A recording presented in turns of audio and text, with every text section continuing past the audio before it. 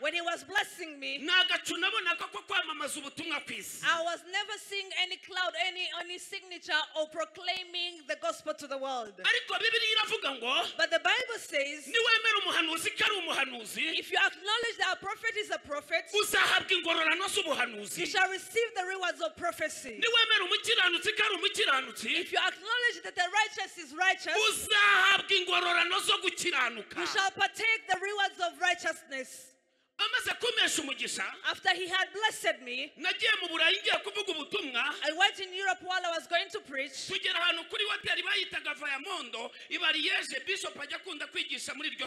So we went to a certain hotel, and then in a certain set where Bishop usually preaches in that church.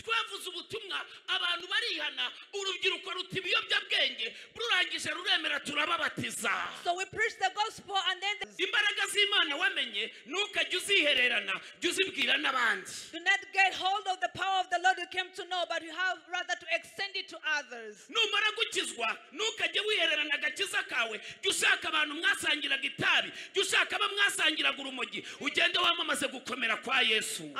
To pray.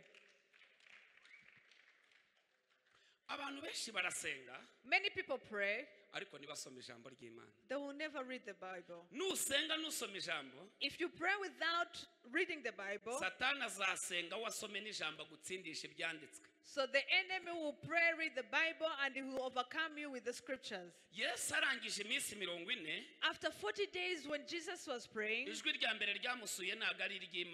the first voice that visited him was not the voice of the Lord. It was the voice from the devil. And Jesus replied, it is written. Jesus was in the power of prayer. But he had kept the word within him. Turn to 3 people, say that if you pray, read the Bible, you shall overcome, you shall defeat the enemy.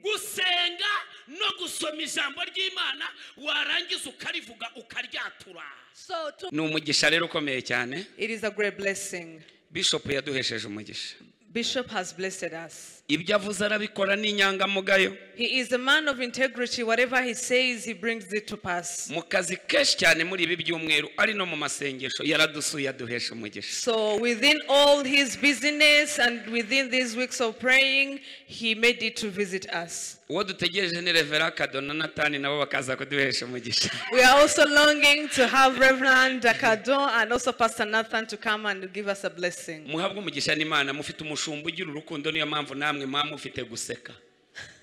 You have a pastor, a bishop who is full of love. That's why you're always smiling. So this church is blessed because ever since I went back, there are some things that changed that I'm seeing. If you live with the blessed people, you shall also receive a blessing. And we are thanking you because we see that what you had pledged, you brought it to pass. Let's give thanks to those who are online. May the Lord bless you.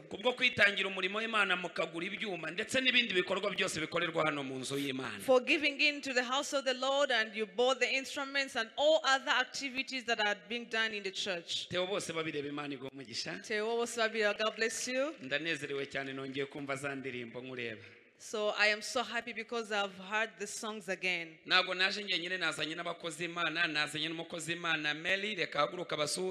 I did not just come alone. I came with the servant of the Lord. Mary, please get standing and then you greet them. I came with the servant of the Lord Jackson, who is leading, who is the president of the Sons of Korah. I came with the person in charge of the protocol and also in charge of worship team. God bless you. Is this the first day of the youth connection or it is the second day? It is the beginning. The media team, may God bless you for the wonderful work you're doing.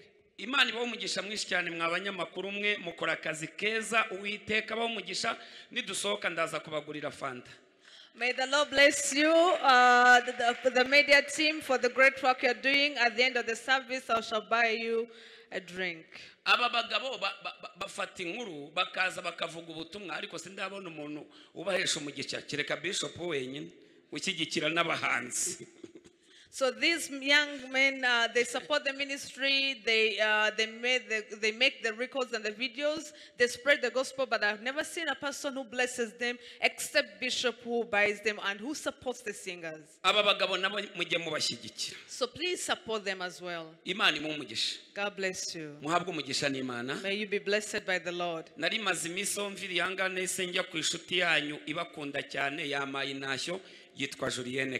Pastor Julienne Kabanda. So as soon as I left here, I have been preaching at your friend, your dear friend, Pastor Julienne Kabanda. She is extending also the greetings to you.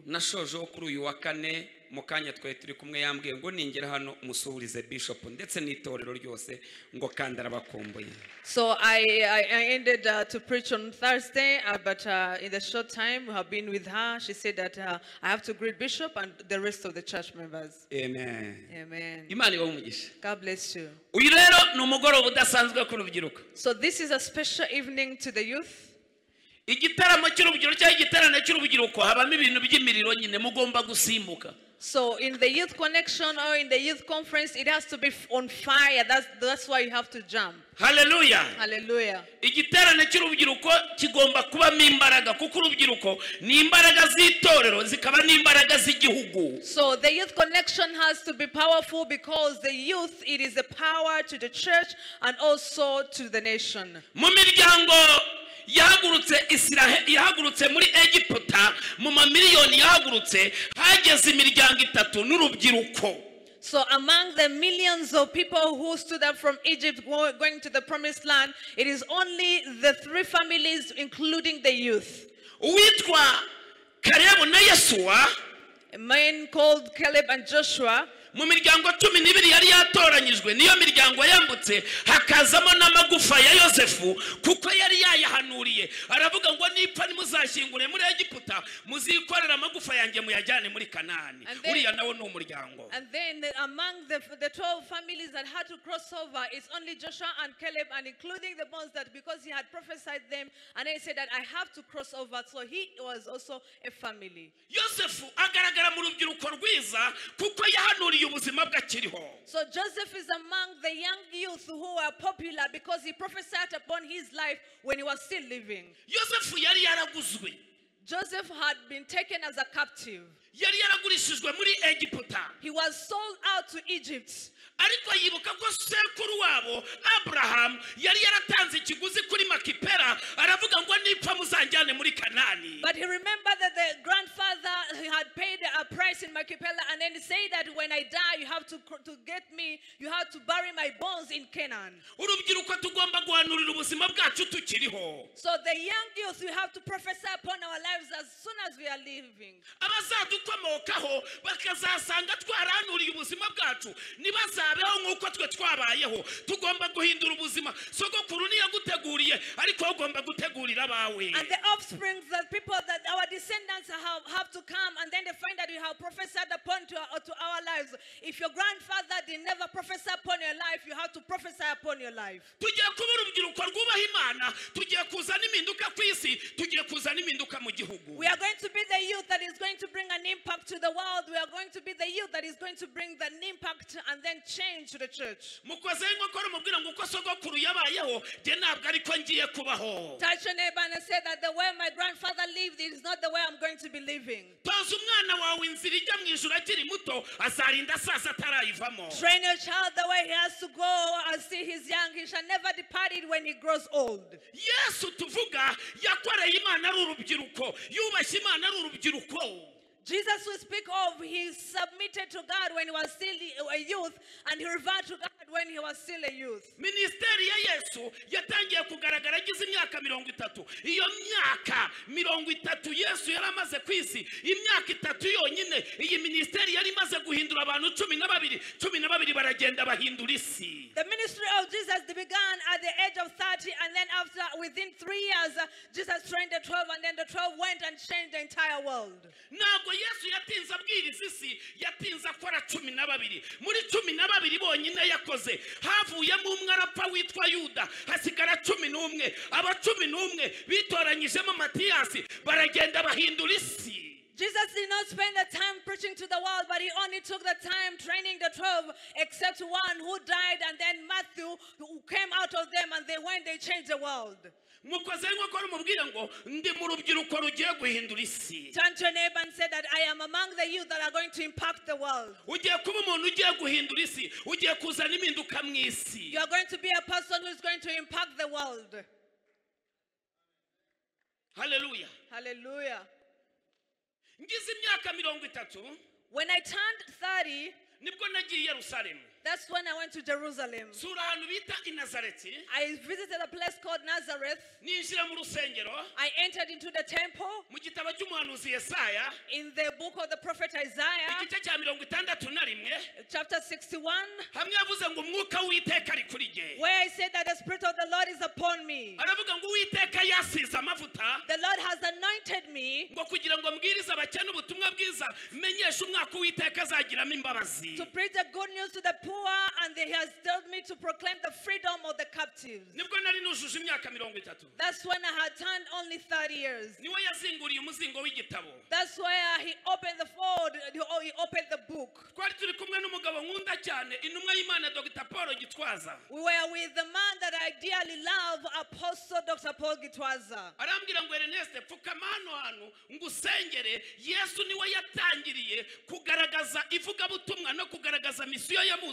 Reka nawe ngusengere aho Yesu atagejeje ubutumwa nawe uzagenda ubuhageze ugende wamamare kwisi wamamaza izina rya Yesu. He asked me to kneel down so that he may pray for me. He said that, Ernest, I want to tell you that this is the place where Jesus opened the scroll. He preached the word, he taught the gospel, and where Jesus did not reach, you have to go and then be popular in terms of speaking the gospel and preaching the gospel.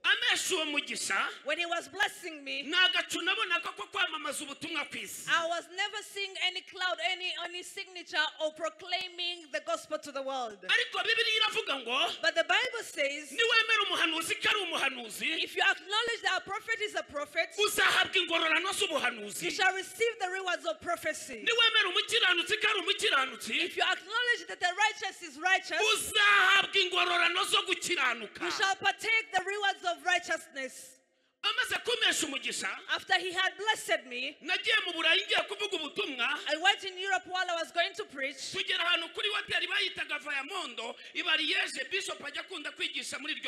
So we went to a certain hotel, and then in a certain set where a bishop usually preaches in that church.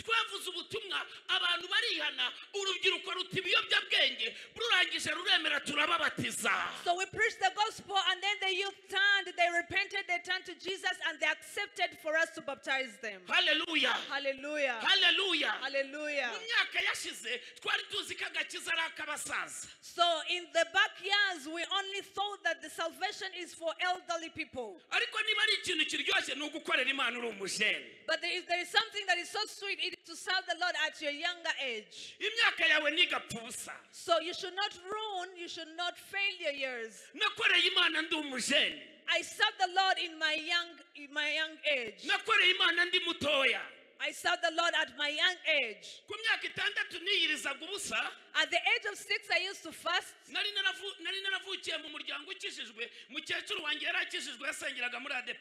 So our old mama was saved, and she used to pray from Pentecostal church, and I grew up in that Pentecostal family.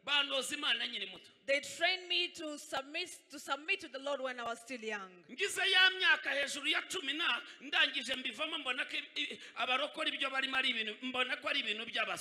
So when I became a teenager, I backslided because I had thought, I was thinking that these are the things of the foolish. Tell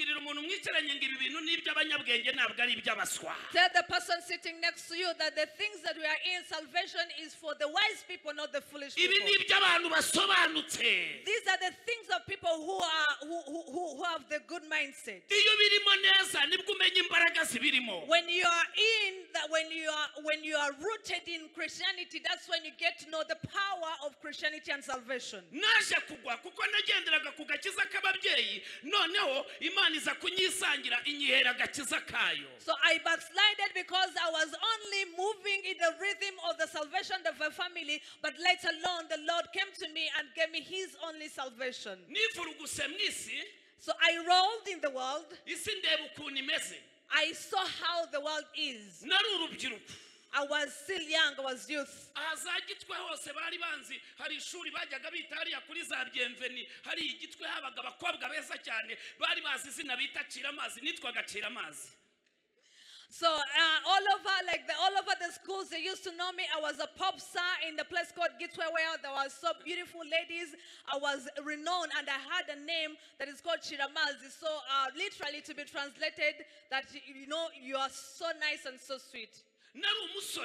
I was still young.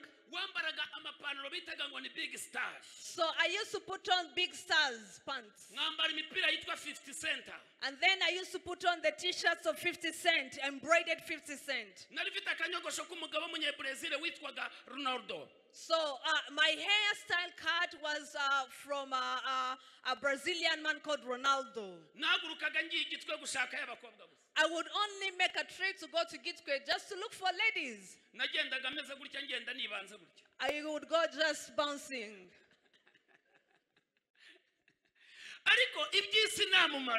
But all the worldly things are in vain. The youth that doesn't have Jesus will always lose. I went through that kind of life.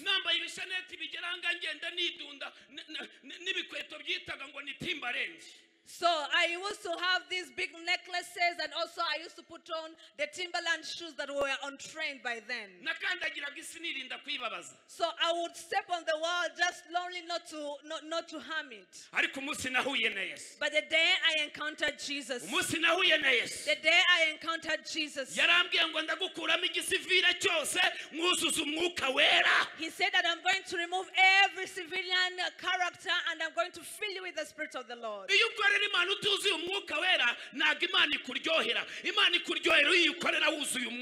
you serve the Lord without being filled with the Spirit of the Lord, it will not be sweet to you. But when you serve the Lord while you're filled with the Spirit, it will be sweet to you. Let's go quick in the book of Daniel chapter 1 verses 8. Hallelujah. Hallelujah. Hallelujah. Hallelujah. Greetings to you, youth. Are you okay? God bless you. The book of Daniel chapter 1 verses 8. Let's listen to what the Lord is speaking to us. Maze Danieli agambirira mu mutima we kutiyandurisha ibyo kurya by'ibwami. The Bible says, but Daniel resolved not to defile himself with the royal food. God bless you. That is the only verse that I wanted. Hallelujah. Hallelujah. The youth can be righteous while they are in the world. But there is the youth that were righteous. There are youth that brought an impact.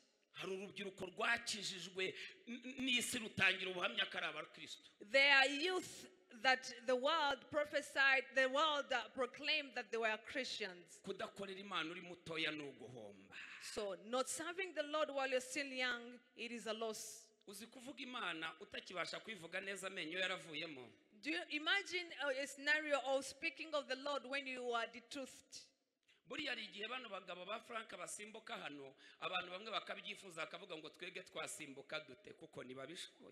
So when Frank and the team are dancing here, jumping to the Lord, there are some people who long to do so because they are not able, they are not in the capacity to do that.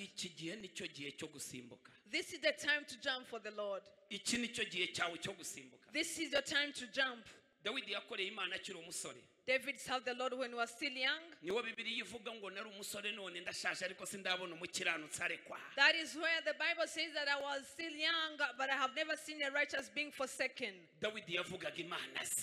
David was speaking of the Lord he knew. yamwiyeretse akiri muto ayitangaza akiri muto. God revealed himself at the young age and he proclaimed about the Lord in his young age. uyu ni Daniel simvuga amateka ye cyane kubera igihe. I'm not going to speak much of the story of Daniel because of the time. uyu mugabo yari umunyagano. He was a captive. uyu mugabo yari umunyagano. This man was a captive. ariko nubwo Nebukadinezari yabanyaze, But though Nebuchadnezzar had taken them to captivity, yarabajyanye bajya kubigisha amashuri y'abakarudaya. they went and then they were being told the school or the education of Chaldeans. aragenda bahindurira amazina, They changed their names, ariko ntiyahindura umutima wabo. but he never changed their heart. abantu bazaguhindurira izina, ariko umutima wawe ntuzemere guhinduka ngo uhindukirire ibigirwamana. People may change, people may confront you to be someone else, but never allowed to be confronted so that you may turn to the idols. barabajyana baravuga ngo muzajya murya ibiryo bimurikiwe ikigirwamana, murya inyama zimurikiwe ikigirwamana. Daniel aravuga ngo no, ntabwo nzashakira, sinzarya inyama zimurikiwe ikigirwamana, nzemera nk'amamininwa y'ibishyimbo. And then they said that you are going to be eating the food that has been placed before the idol. You're going to be eating the meat that has been placed before the idol. But Daniel resolved to himself that I shall never eat such food. I would rather eat beans. imbaraga z'urubyiruko The power of the youth rwamenye Yesu that came to know Jesus, ntabwo ruri mu mavuta yitwa faraswazi. it is not in the body lotion that is called Françoise. ntabwo ruri mu maduka meza. It is not in the good shops. imbaraga zabo ni imbaraga bagwije z'umutima zo kubaha Imana ahagaragara n'ahatagaragara. The power that they have, it is the power that they have kept into their hearts of submitting to the Lord in the public and the sacred places. Daniel baramubwira ngo emera urye. Daniel was asked that accept to eat. aravuga ngo nge nzarya ibishyimbo. He said that I shall only eat beans. egera inyama. Please come have meat. nzemera nk'amamininwa kandi ntawe uzandusha ubwenge. I shall only eat beans and eat of its soup, but there is no one who shall be wiser than me. aremera yegera amamininwa abibwira na bagenzi be. And then he accepted to come and eat beans, and he also encouraged it to his fellows. imbaraga z'Imana wamenye ntukajya uzihererana, jya uzibwira n'abandi. Do not get hold of the power of the Lord you came to know, but you have rather to extend it to others. numara gukizwa ntukajye wihererana agakiza kawe, jya ushaka abantu mwasangiraga itabi, jya ushaka abo mwasangiraga urumogi, ugende wamamaze gukomera kwa Yesu. After you get saved, please do not get hold of the salvation you have, but rather go to people you used to take drugs with, go to people you used to smoke with, and then you proclaim the power of Jesus. Daniel abimenyesha bagenzi be. Daniel announced it to his fellows. aravuga ngo Shadraka na Meshaki na Abedinego muri tayari twemere tunywe amamininwa dukomeze twubaha Imana. He asked them, Shadrach, Meshach, and Abednego, are you ready enough for us to eat beans and then you continue to be submissive to God? baramubwira ngo turi tayari. They said, yes, we are ready. ntabwo tuziyanduza. We are not going to devour ourselves. inkoni irababwira ati ariko se The eunuch told them, mwakwihanganye basi mukajya muryaho gatoya. at least bear with me so that maybe you can eat little. aravuga ngo twamaze kugambirira kubahisha Imana nidushobora. And they said that we have resolved to be submissive to God. We can never defile ourselves. aravuga ngo umwami nabona mwananutse And he said that if the king see that we have lost weight, nzabizira. of course I will be accountable to this. aramubwira ngo mpereza amahirwe gusa nkwereke. He said that give me the chance so that I may show you. babahaye icyumweru kimwe When they gave them 1 week, bubaha Imana. they continued to obey the Lord, Imana ibahereza vitamine and then God gave them vitamins. zituma babyibuha kandi batariye ibigirwamana. The vitamins that made them to add weight when they had not worshipped the idols. baravuga ngo ubwenge bwacu ntabwo buva mu byaha, ubwenge bwacu buva mu kubaha Imana. They say that our wisdom does not come from sins, it rather comes from submitting to the Lord. igitabo cy'umubwiriza In the book of Ecclesiastes, ibice bibiri chapter 2, umurongo wa 26 verse 26. haravuga ngo kuko umuntu unezeza Imana For a person who pleases the Lord, Imana imuha ubwenge. God gives him knowledge. And God gives him wisdom and knowledge. And then third, God gives him happiness. But to the sinner, he gives the task of gathering and storing up wealth to hand it over to the one who pleases God. When you please the heart of the Lord, the first thing the Lord will give you, it is the wisdom that the world does not have. Touch your neighbor and ask them, do you want to rule the world? Please. Daniel yubashye Imana imuha guhagarara ku ngoma enye ari minisita w'intebe kubera iki yubashye Imana. Daniel had resolved not to defile himself, and the Lord gave him, enabled him to be on 4 thrones while he was the prime minister. Do you want to change things? Submit to the Lord, God is going to give you wisdom. You want to bring things that in your family they have never had. Please submit to the Lord. Do you want to bring a change in your family? Have a heart that respects the Lord. Do you want to bring things that have never happened to your home place? Have a heart that obeys and submits to the Lord. When a person submits to the Lord, every scripture comes to pass in their lives. If you obey the Lord, if you submit to the Lord, you change the things that are unchangeable. Joshua 1 verses 2 and verses 3, the Bible says, where you shall place your feet, I shall give you the places. And for my name, for the sake of my name, it shall be the holy places. When you submit to the Lord, there is the authority the Lord puts in his feet. When you step into the places that are of impossibility, it has to be the possibility. One time, I went to rent a house in a place called Kichukiro. I was a young youth who was reviled to God. I was still 27 years of age. I had just married.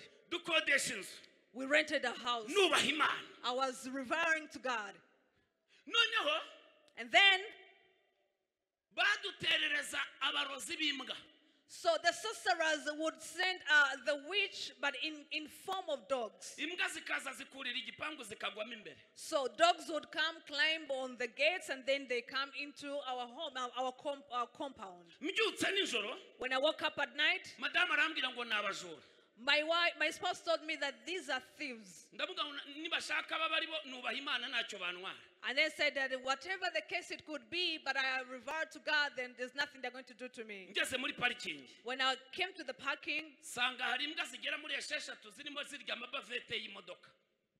now when I came to the compound, I found that there are 6 dogs that are eating the car seats, the cushions. And because of the authority of the feet of a youngster who reveres to God, so I removed my slippers because the Bible speaks of the feet, the bottom feet. And then I stepped on the ground, of course under the pavements. I removed the slippers and then I stepped on the pavement. I said, because of the power of authority of the kingdom, if any other witch comes in this place, so if they come in form of a dog, let them die. If they come in form of a human being, let them die. I stepped on that ground. So after 1 week, the dogs came again.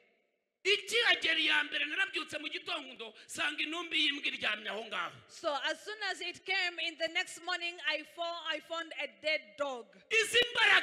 This power, bakiri batoya. Elijah was serving the Lord in his young age. Ariko bari abantu bafite zino mbaraga z'umwuka wera. But there are this kind of people who had the power of the Spirit of the Lord. Iyo bavugaga ngo imvura nihagarare, imvura yarahagararaga. When they would stop the rain would immediately be stopped. Urubyiruko rutuba Imana rusaba isi kubaho ntabwo rubwira isi uko rugomba kubaho. So the youth that does not revert to God, they only ask the world how to live, but they will never command the world how they should live. Ariko urubyiruko rwubaha Imana. But the youth that reverts to God, nirwongera gusaba isi kubaho. they will never ask the world the way to live. Rubwira isi ngo genda shaka kubaho gutya. They will tell the world that I want to live like this. Isi niyongera kubagenera ngo barabaho gutya. The world will never bring the steps or the levels of them to live. Barakora kubera imbaraga bafite ibintu byose bikemera bagira imishinga batekereza Imana ikayishigikira. So they do because of the power and the strength they have. The Lord supports their ideas and their projects that they have. Aba bantu babubasha Imana, Imana izibura ibiyoboro y'ubwenge muri bo. So when these people revert to God, when they are submissive to God, the Lord opens the channels of wisdom. Mukoze inkokora umubwira ngo ni wuba Imana ugiye gutekereza imishinga kwa sogokuru wanyu batigeze batekereza. Turn to your neighbor and tell them that if you revert to God, you submit to God, you are going to think of the ideas and the projects your grandfathers have never thought of. Icya kabiri Imana imuha kumenya. And then the second, God gives them knowledge.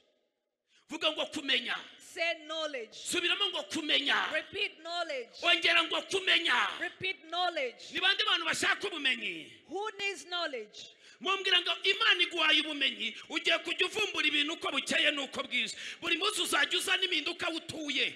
So tell your neighbor that God has given you knowledge. You are going to come up with ideas and you're going to come up with things that in your daily activities. Kutuba Imana uru rubyiruko urahomba. So if you are not revering to God when you're still a youth, you are in loss. Icya gatatu Imana itanga umunezero. And third, God gives them happiness. Hari umunezero utava mu mafaranga. There is happiness that does not come from money. Hari umunezero uva ku Mana. There is happiness that only comes from God. Uyu munezero utandukanye n'umunezero uva mu bindi bintu. So this happiness is different from other source of happiness. Nimunyakira muvuga ngo amen. Receive me and say amen. Soza dore ibintu birindwi byabafasha. As I'm concluding, these are the 7 things that may help you. Hallelujah. Hallelujah. Kugira ngo mubashe kugera ku ntego. For you to accomplish the goal. Yo gukomeza kubaha Imana kandi muri mwisi kandi mukiri bato. Of submitting the Lord when you are still young, when you are in a corrupt world. Icya mbere. The first thing no gusoma ijambo ry'Imana. Is to read the Bible, the Word of God. Subiramo ngo gusoma ijambo ry'Imana. Repeat reading the Word of God. Mbariza umuntu mwicaranye ngo usoma ijambo ry'Imana kangahe ku munsi? Ask the person sitting next to you how many times you read the Bible per day. Akubwiye ngo iki? What did they reply? Kangahe? How many times? Mumbarize ngo urya kangahe ku munsi ibiryo byo kurya by'umubiri? Ask the same person that how many times do you eat the normal meals? Akubwiye kangahe? What did they reply? Kabiri. 2, Kane. 4, Gatatu. 3. Ijambo risoma kangahe? And so how many times do you read the Bible? Ntabwo ushobora kubyibuha ntushobora gukura udasoma ijambo ry'Imana. You can never grow big, you can never mature unless you read the Word of God. Uko mugaburira umubiri wanyu mugomba kurushaho kugaburira umwuka kurenza uko mugaburira umubiri. The way you feed your body, you have even to feed much better the spirit in you. Umwana utariye nakura n'umukristo utari ijambo ry'Imana nakura. A child who does not been fed, he will never grow, and a Christian who does not feed on the Word of God will never mature. Ugomba gusoma ijambo ry'Imana ukarisesereza warangiza ukanongeraho n'indirimbo byose ugahuza. Niyo mpamvu umwana utari ibiryo byujuje ubuziranenge arwara bwake. So that you have to eat the Word of God, you have to drink, you have also to have songs that you have to feed on the songs. That's why a baby who does not feed will be malnourished. Touch your head and say, Jesus, today, shira ijambo ry'Imana muri jewe. put the Word of God in me.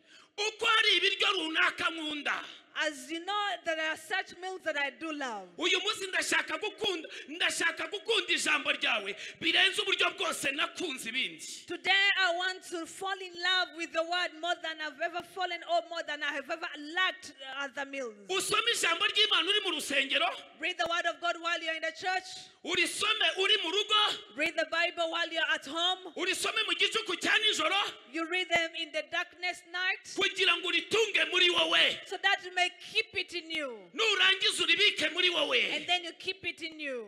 Zaburi 119. Psalms 119. Dawidi yaravuze ngo, David said, nabiki ijambo ryawe mu mutima wanjye. I kept thy word in my heart. Kugira ngo nagucumuraho. So that I may not sin against you. Mukoze nk'uko mubwira ngo iyo wabitse ijambo nagucumura. Bika ijambo ry'Imana muri wowe. Tell your neighbor and then say, when you keep the word of God in you, you will never fall into sin. Icyatumye Yosefu, what made Joseph adasambana, not to fornicate? Kandi uwo basambana yari ahari. Yet the one that they had to fornicate with was present. Yari yarabitse ijambo muri we. He had kept the word in him. Iri jambo ritubuza gukora ibyaha kandi turi mu isi ikorerwamo ibyaha. This word will always stop us from sinning in the sinful world. Bituma dukiranukira abandi bakorera ibyaha. It will make us to be righteous in the places whereby others they fall into sins. Nyakira ngo amen. Receive me and say amen. Vuga ngo imbaraga z'ijambo. The power of the word. Mu bintu byatumye Yesu atsinda Satani. Among the things that made Jesus to defeat the enemy. Matayo 4. Matthew chapter 4. Yaramubwiye ngo niba uri umwana w'Imana. He said that if the son of God, fata rino buye urihindure umugati urye. turn this rock to be a bread so that it may eat. Yesu aramubwira ngo handitswe ngo. Jesus said that for it is written. Umwana w'umuntu nagatungwa n'ibyo kurya gusa. The son of man will never only feed on the food, ahubwo atungwa n'amagambo yose ava mu kanwa ke. but it shall always also feed on the words that come from the Lord. Yesu amujyanye mu byanditswe, Satani nawe azana ibyanditswe. So when Jesus took the enemy, when Jesus took Satan into the scriptures, Satan also brought the scriptures. Mbariza umuntu mwicaranye ngo uko Satani afite ibyanditswe wowe ubwo uzamutsindisha icyo utabigira. So ask your neighbor that the enemy has got the scriptures, so how will you overcome him if you don't have the scriptures? Satani akomeza kumubwira ngo handitswe ngo handitswe ngo handitswe ngo handitswe ngo. So the enemy kept on saying that it is written, it is written, it is written. Yesu nawe akajya amusubiza ngo handitswe ngo. And Jesus would reply the same case, it is written, it is written. Icyanditswe gisubizwa n'icyanditswe. Ingingo ku ngingo. So a scripture will always be repeated by another scripture, an article to an article. Wengu ugendana ubuhanuzi nta na Bibiliya ugira reka da. So for you, you walk only on the promises. You don't even have a Bible. Kugira ngo mbeho nagira Bibiliya nabaho nagira telefone ariko ngatunga Bibiliya. Instead of living without a Bible, I would rather live without having a mobile phone. Ninde muntu urara utagiye kuri WhatsApp ayifite? Who among here who does not use WhatsApp yet you have the app? Arayifite arubikora? Ninde muntu urara udasomye Bibiliya ayifite? So who among here who sleeps without reading the Bible yet you have it? Imana ibababarire. May the Lord forgive you. Ziriya mbuga wirirwaho zagukiza. So the social media groups and the social media groups you always visit, will they make you to be rich? Satani yapanze uburyo bwinshi cyane bwo gutera urubyiruko bararara bareba abantu barimo bakora. The enemy has brought so many traps to trap the youth. They sleep their nights, they spend their nights watching different things on social media. The second thing that will help you to pray. Many people pray, they will never read the Bible. If you pray without reading the Bible, so the enemy will pray, read the Bible, and he will overcome you with the scriptures. After 40 days when Jesus was praying, The first voice that visited him was not the voice of the Lord. It was the voice from the devil. And Jesus replied, it is written. Jesus was in the power of prayer. But he had kept the word within him. Turn to 3 people said that if you pray, read the Bible, you shall overcome, you shall defeat the enemy.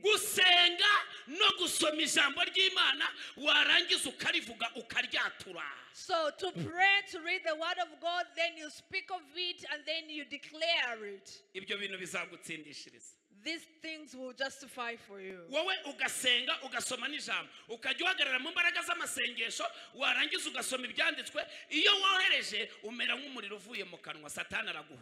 when you stand into prayer, when you stand into the word and then you declare a word, you like a fire, the enemy will flee from you.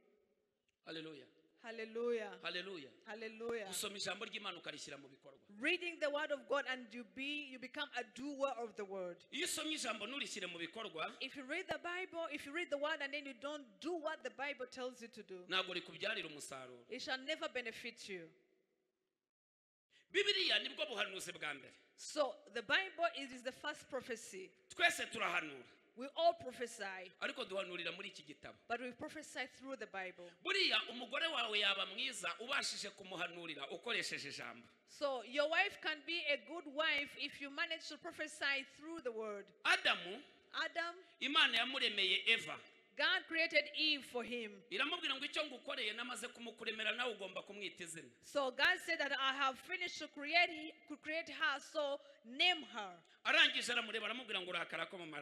said that you are the bone of my bones. You are the bone, you are the flesh of my flesh, you are the bone of my bones. You shall be called a woman because you have been gotten from a man.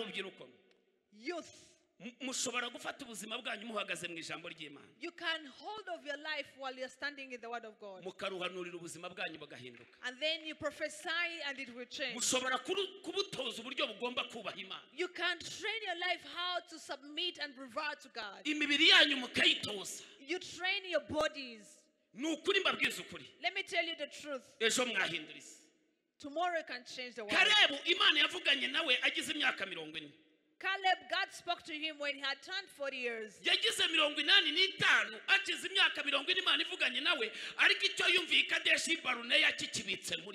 he turned for 85 years after 45 years when the Lord had spoken to him. But what the Lord had told him to do Kadesh of Barnea was still sticking to his heart.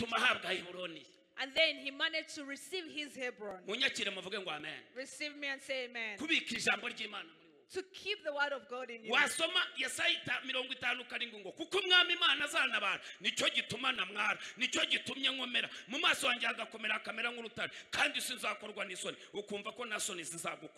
then when you read Isaiah 50 verses say that for the Lord will rescue me, I shall never be put to shame. You stand in the word and then you say I shall never be put to shame. Ugasoma Yesaya 54:13 ukahita uvuga ngo abana banjye bose bazigishwa n'Uwiteka kandi bazagira amahoro menshi bazakomezwa no gukiranuka agahato kazaba bakuri ugatangira guhanurira abana bawe ukiri umusiribateri. And then when you read in Isaiah 54:13 it said that all my sons will be taught by the Lord and great will be the children peace in righteousness they will be established.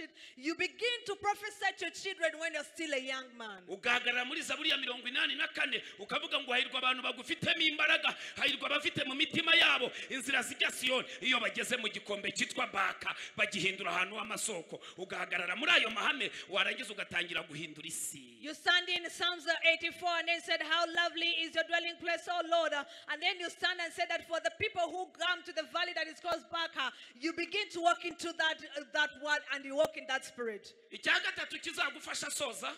The third thing that will help you as I conclude, it is to ponder on what you heard. Pondering on what you heard. Pondering on what you listened. Most of the time, when you don't ponder on what you have heard, you will be fallen. If you read the Bible, if you pray and you ponder on what you heard, you can never backslide.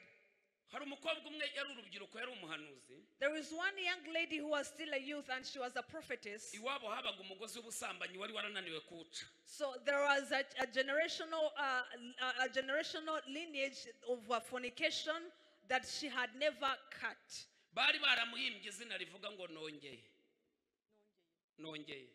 So they had nicknamed her a name called Nongeye. In English, literally translated to be I again.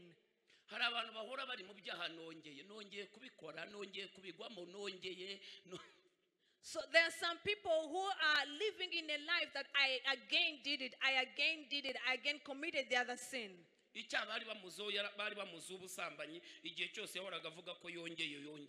So the only sin that she would come to repent, it was fornication, adultery. She would again say, I again did it, I again did it.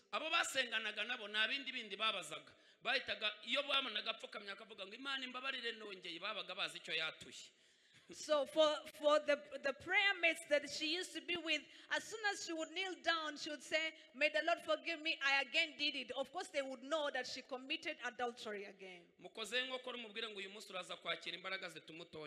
So turn to your neighbor and say that today you're going to receive the power that will never make you to do it again.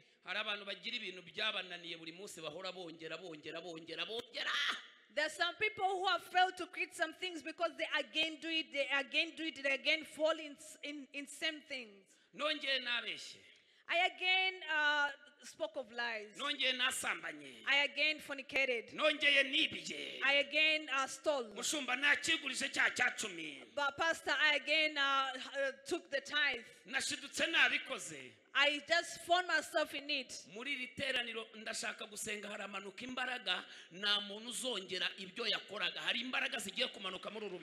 In this congregation, I'm going to pray. There is the power that is going to come. There is no power that is going to make you to fall again in the same things you have been. Today you're going to receive the power that is going to make you to overcome. Jesus said that a certain demon will only be cast out because of prayer and fasting.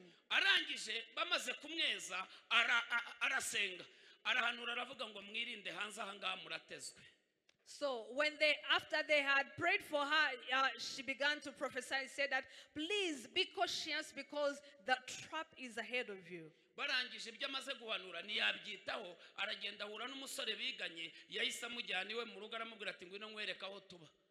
So after prophesying this, she did not ponder on what was the message the Lord has said. She met a young man they used to study with. I said that, come, I show you where we are now living. So the people they were with together, they waited for her, but they could not see her.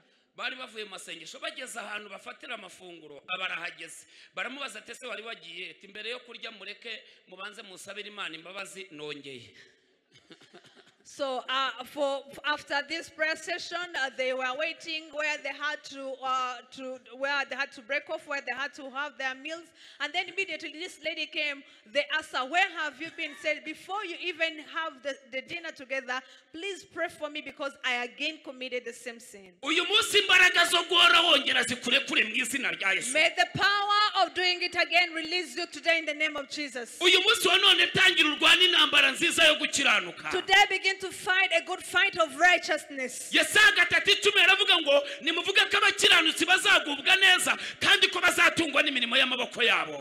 chapter 3 verse 10 said that let it be spoken that the righteousness shall live because of the deeds of their hands.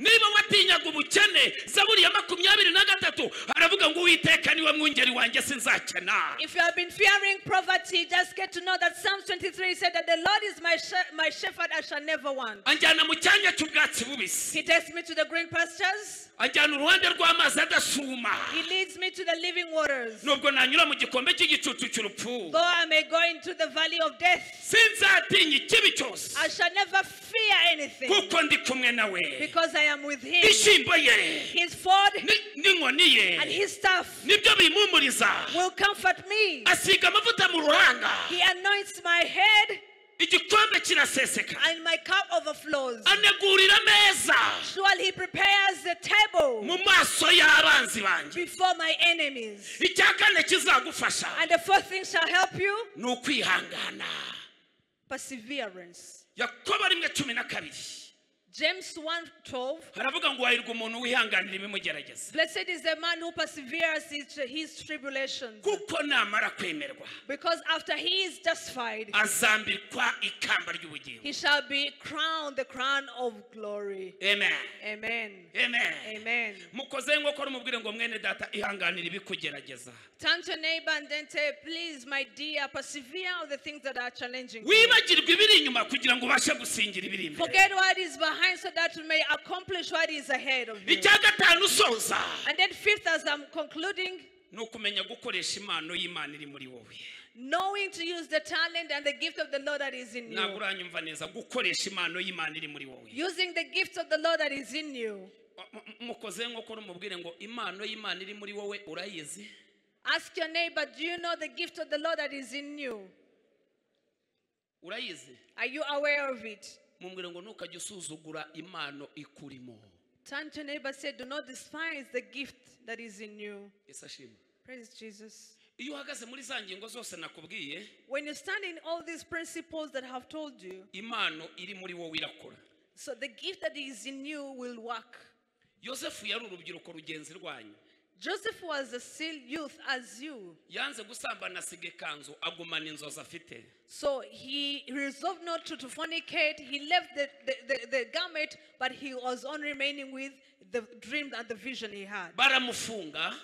They imprisoned him. Ariko bamufunga ari umukiranutsi. But they imprisoned him while he was still the righteous. Bazakurenganya ariko bakurenganya uri umukiranutsi. So it should always happen to you, but while you are a righteous. Bazakwirukane mu kazi ariko ukomeze ukiranuke. They should fire you from your work, but continue to be righteous. Joseph akomeza gukoresha impano y'Imana iri muri we. Joseph continued to use the gift of the Lord that was in him. Bagiye kumufunga. When there was to imprison him, bamufungira muri gereza y'ibwami. They imprisoned him to the jail of the kingdom. There's some people who fail to speak of the dreams they have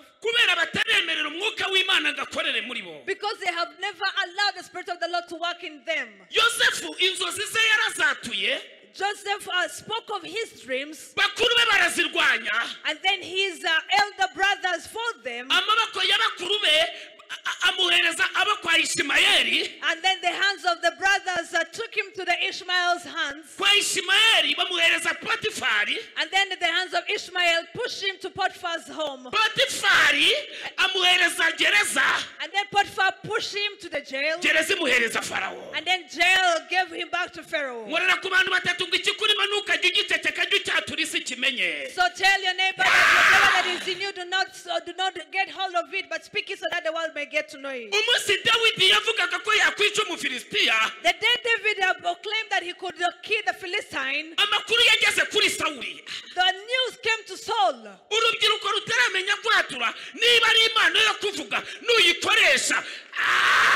The youth that has never gotten to know how to proclaim, if you have the talent or the gift of speaking, if you use it well. If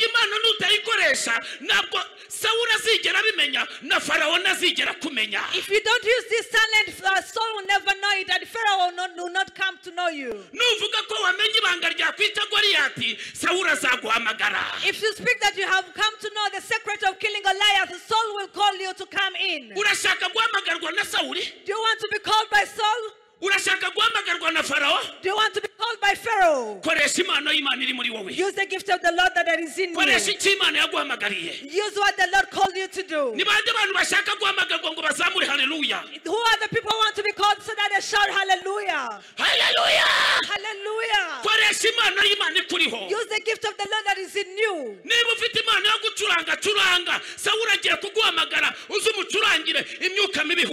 If you have the gift of playing the instrument, please do it, because Saul is going to call you and the evil spirits are going to quit him. Do not despise the gift of the Lord that is in you.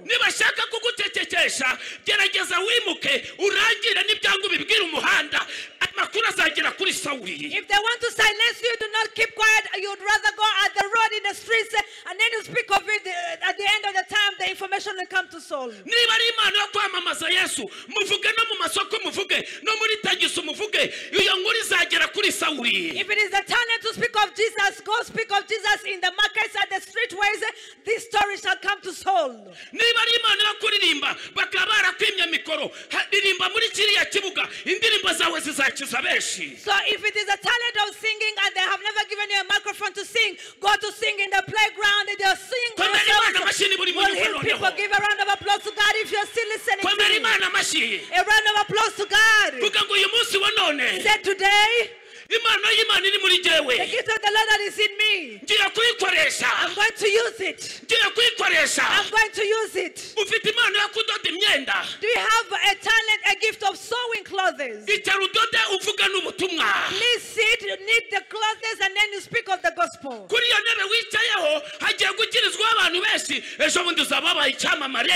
at the seat where you're sitting sewing from, you're going to become popular because people are going to get saved. Say hallelujah.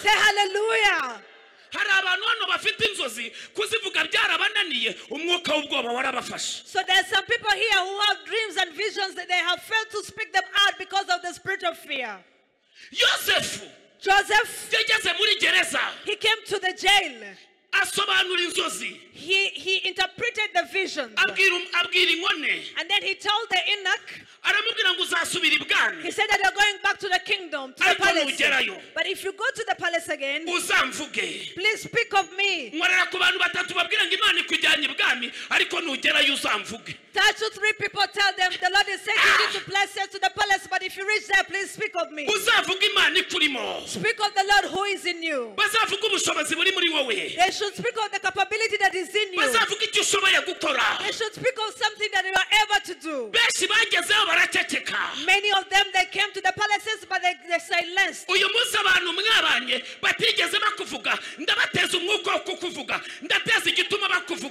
Hallelujah. Today, the people you have been with, they never spoke about you. Today, I am sending the spirit that is causing them to speak of you.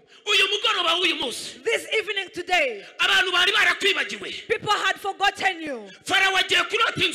Now Pharaoh is going to have dreams. You are going to be needed. Now the sorcerers are going to fail. The monsters are going to fail. The enemies are going to fail. Those who have wisdom are going to fail. Those who are from Harvard is going to fail them. They are going to search for a person who preserves their anointing. Joseph is going to be needed. You are going to be called. You are going to bring change in your family. Let's say hallelujah. Let's say hallelujah. Let's all say hallelujah. Many youth, they are imitating others. They are not doing what they were created for. Ephesians chapter 2 verse 10. It says that for we are created for the workmanship in Christ Jesus, for us to work in them. If you do not use the gift that is in you, you incur the loss to God. You also incur the loss. Please get standing and we pray. We shall speak of 2 or the rest 2 tomorrow. Say amen.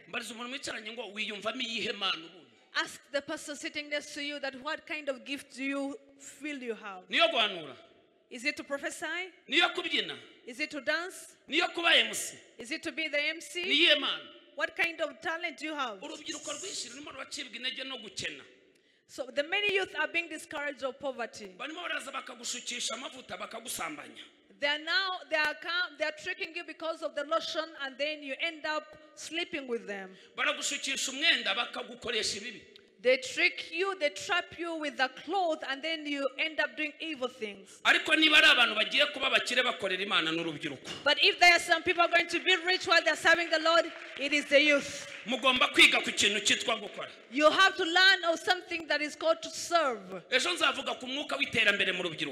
Tomorrow I shall speak of the spirit of development in the youth. Are you ready to develop or you are not? So please tomorrow invite more people. See me and say amen. So not only the youth, even the elder people should come. Because it is all concerning us. Say that the youth, we are the ones who are going to become rich. So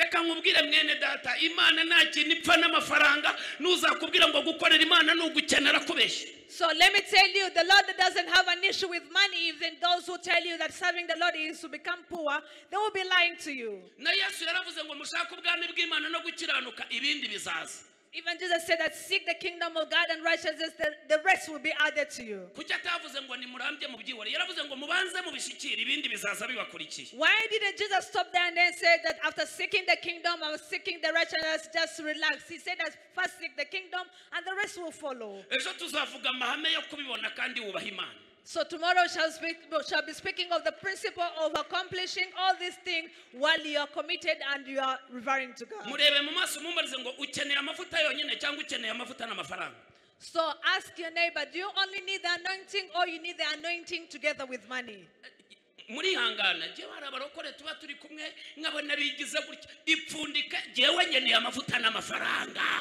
So bear with me, because there are some Christians that I saw, they're holding themselves as if they are angels. But for me, bear with me, I need money, I need anointing. So for these instruments and speakers being here, it is because of money. So for me to be preaching while I'm seeing myself at the screen is because of money. So for you to be sitting in these such chairs, it is because of money.